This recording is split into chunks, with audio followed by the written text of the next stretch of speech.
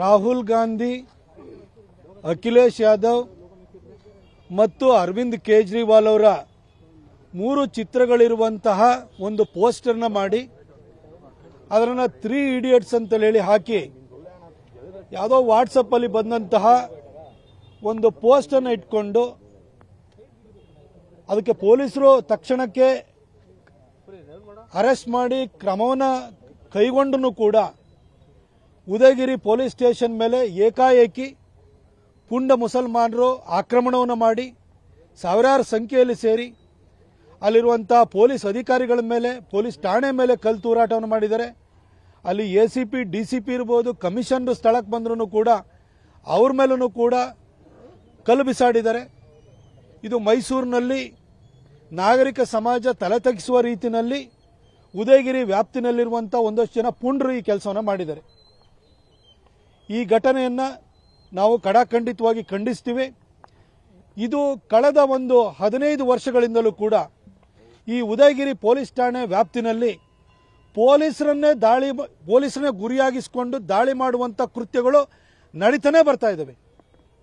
ಈ ಹಿಂದೆ ಎಕೆ ಸುರೇಶ್ ಅಂತೇಳಿ ಒಬ್ಬಳು ಪೊಲೀಸ್ ಅಧಿಕಾರಿಯ ಕುತ್ತಿಗೆಗೆ ಕೊಯ್ದಿರುವಂಥ ಒಂದು ಘಟನೆಯನ್ನು ಕೂಡ ಇಲ್ಲಿ ನಡೆದಿತ್ತು. ಇವತ್ತು ಮೈಸೂರಿನಲ್ಲಿ ಈ ಟಿಪ್ಪು ಸಂತತಿಯವರು ಕಾನೂನನ್ನು ರಕ್ಷಣೆ ಮಾಡುವಂಥ ಪೊಲೀಸರನ್ನೇ ಇವತ್ತು ಅವರಿಗೆ ಉಳಿಗಾಲ ಇಲ್ಲ ಅನ್ನೋ ಒಂದು ರೀತಿ ವಾತಾವರಣ ಸೃಷ್ಟಿ ಮಾಡ್ತಾ ಇದ್ದಾರೆ. ಇದು ಸಿದ್ದರಾಮಯ್ಯನವರ ಆಡಳಿತದಲ್ಲಿ ಯಾವ ರೀತಿಯ ಪರಿಸ್ಥಿತಿ ರಾಜ್ಯದಲ್ಲಿ ನಿರ್ಮಾಣವಾಗ್ತಾ ಇದೆ ಅನ್ನೋದಕ್ಕೊಂದು ದ್ಯೋತಕವಾಗಿದೆ. 2023 ಚುನಾವಣೆ ಸಂದರ್ಭದಲ್ಲಿ ಹೇಳಿದ್ದು, ಒಂದು ವೇಳೆ ಕಾಂಗ್ರೆಸ್ಗೆ ವೋಟ್ ಹಾಕಿದರೆ ಸ್ಥಾಪನೆಯಾಗುವಂಥದ್ದು ಕನ್ನಡಿಗರ ಸರ್ಕಾರ ಅಲ್ಲ, ತಾಲಿಬಾನಿ ಸರ್ಕಾರ ಅಂತೇಳಿ ಹೇಳಿ ಇವತ್ತು ಒಂದೊಂದು ಘಟನೆಗಳು ಕೂಡ ಈ ತಾಲಿಬಾನಿ ಸರ್ಕಾರ ಬಂದಿರೋದಂತ ತೋರಿಸ್ತಾ ಇದೆ. ನಾವು ಈ ಘಟನೆಯನ್ನು ಕಡಾಖಂಡಿತವಾಗಿ ಖಂಡಿಸ್ತೀವಿ. ಪೊಲೀಸ್ ಇಲಾಖೆಯನ್ನು ಕೂಡ ಇನ್ನಾದ್ರೂ ಕೂಡ ನೀವು ಆಳುವ ಸರ್ಕಾರದ ಅಣತಿಯ ಮೇರೆಗೆ ನಡೆಯುವಂಥದ್ದನ್ನು ಬಿಟ್ಟು ನಿಮ್ಮ ಅಧಿಕಾರಿಗಳನ್ನು ರಕ್ಷಣೆ ಮಾಡ್ಕೊಳ್ಳೋದಕ್ಕೋಸ್ಕರನಾದ್ರೂ ಕೂಡ ನೀವು ಕಾರ್ಯಪ್ರವೃತ್ತರಾಗಬೇಕು ಅಂತ ಕೇಳ್ಕೊಳ್ತೀನಿ. ಈ ಹಿಂದೆ ಸಿದ್ದರಾಮಯ್ಯನವರು ಮುಖ್ಯಮಂತ್ರಿ ಆಗಿದ್ದಂಥ ಸಂದರ್ಭದಲ್ಲಿ ಪೊಲೀಸ್ ಅಧಿಕಾರಿಯಾಗಿದ್ದಂಥ ಮಲ್ಲಿಕಾರ್ಜುನ ಬಂಡೆ ಅವರನ್ನ ಹತ್ಯೆಯನ್ನು ಮಾಡಿದ್ರು. PSI ಜಗದೀಶ್ ಅವರನ್ನ ಡ್ರ್ಯಾಗರ್ನಲ್ಲಿ ಚುಚ್ಚಿ ಸಾಯಿಸಿದ್ರು. MK ಗಣಪತಿ ಅವರನ್ನು ಕೂಡ ಅನುಮಾನಾಸ್ಪದವಾಗಿ ಸಾವನ್ನಪ್ಪುವಂಥ ಘಟನೆ ನಡೆದಿತ್ತು. ಇದೇ ಮೈಸೂರಿನಲ್ಲಿ ರಶ್ಮಿ ಮಹೇಶ್ ಅವರ ಮೇಲೆ ದಾಳಿಯಾಗಿತ್ತು. DC ಆಗಿದ್ದಂಥ ಶಿಖಾ ಅವರ ಮೇಲೆ ಅವಾಚ್ಯ ಶಬ್ದಗಳಿಂದ ನಿಲ್ಲಿಸುವಂಥ ಕೆಲಸವನ್ನು ಸಿದ್ದರಾಮಯ್ಯನವರ ಶಿಷ್ಯನೇ ಮಾಡಿದ್ದ.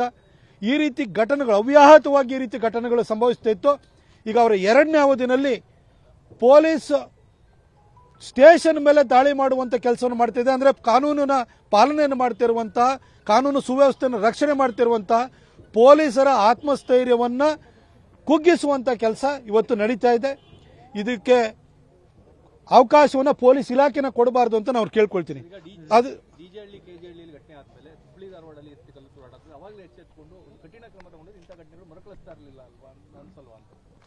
ಖಂಡಿತ ಡಿಜೆಹಳ್ಳಿ ಮತ್ತು ಕೆಜೆಹಳ್ಳಿ ವಿಚಾರ ಇರ್ಬೋದು, ಹುಬ್ಬಳ್ಳಿನಲ್ಲಿ ಪೊಲೀಸ್ ಜೀಪನ್ನು ಏರಿ ಅದನ್ನು ಜಖಂಗೊಳಿಸಿದಂಥ ವಿಚಾರ ಇರ್ಬೋದು. ಈ ಸಂಬಂಧವಾಗಿ ಅನ್ಲಾಫುಲ್ ಆಕ್ಟಿವಿಟೀಸ್ ಪ್ರಿವೆನ್ಷನ್ ಆಕ್ಟ್ ಅಂತ ಹಾಕಿದ್ರು. ಅದನ್ನು ಸಿದ್ದರಾಮಯ್ಯನವರು ಕ್ಯಾಬಿನೆಟ್ ಎದುರುಗಡೆ ಇಟ್ಟುಬಿಟ್ಟು ಅದನ್ನು ವಾಪಸ್ ತೆಗೆದುಕೊಂಡು ಒಂದು ರೀತಿ ಪುಂಡ ಮುಸಲ್ಮಾನರಿಗೆ ಫ್ರೀ ಪರ್ಮಿಟ್ ಅನ್ನು ಇವತ್ತು ಕೊಟ್ಟಿದ್ದಾರೆ. ಅದ್ರ ಜೊತೆಗೆ ನಾನು ಮುಸಲ್ಮಾನರಿಗೆ ಒಂದು ಕೇಳಲಿಕ್ಕೆ ಬಯಸ್ತೀನಿ. ಯಾವುದೋ ಒಂದು ಪೋಸ್ಟನ್ನು ಹಾಕಿದ ಕೂಡಲೇ ನಿಮಗೆ ಇಷ್ಟೆಲ್ಲ ಸಿಟ್ಟು ಬರುತ್ತಲ್ಲ. ಡೆಲ್ಲಿನಲ್ಲಿ ಅರವಿಂದ್ ಕೇಜ್ರಿವಾಲ್ ಸೋತ್ರೆ ನೀವ್ಯಾಕೆ ಶೋಕಾಚರಣೆ ಮಾಡ್ತೀವಿ? ನೀವ್ಯಾಕೆ ನೀವು ರೊಚ್ಚಿಗೆ ಹೇಳ್ತೀರಿ? ನಿಮಗೆ ನಿಮ್ಮ ಮನೆ ಯಾಕೆ ಸೂತಕದ ಮನೆ ಆಗುತ್ತೆ? ಅರವಿಂದ್ ಕೇಜ್ರಿವಾಲ್ಗೂ ನಿಮ್ಗೆ ಏನು ಸಂಬಂಧ?